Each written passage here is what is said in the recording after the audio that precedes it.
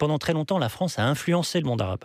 Et aujourd'hui, ce qu'on voit, c'est que c'est le monde arabe qui influence la France, notamment par l'islam, par l'islamisme et par le djihadisme. Le djihadisme, évidemment, change les comportements en France. Ce que vous dites, le monde arabe, c'est un sujet français. Aujourd'hui, 6 millions de personnes qui vivent en France ont un lien avec un pays d'Afrique du Nord ou du Moyen-Orient.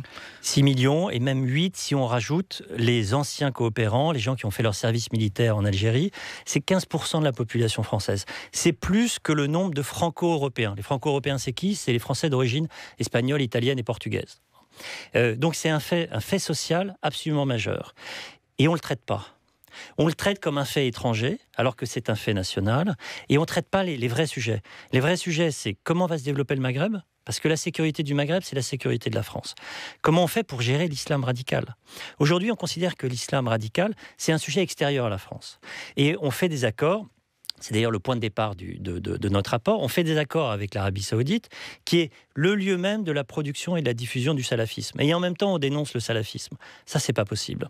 Qu'est-ce qu'il faut faire sur l'islam? Il faut franciser l'islam. Franciser l'islam, ça veut dire quoi? Ça veut dire former des imams en France. Ça veut dire donner la responsabilité de la gestion de l'islam de France à des Français. Et pas comme aujourd'hui, à des pays étrangers.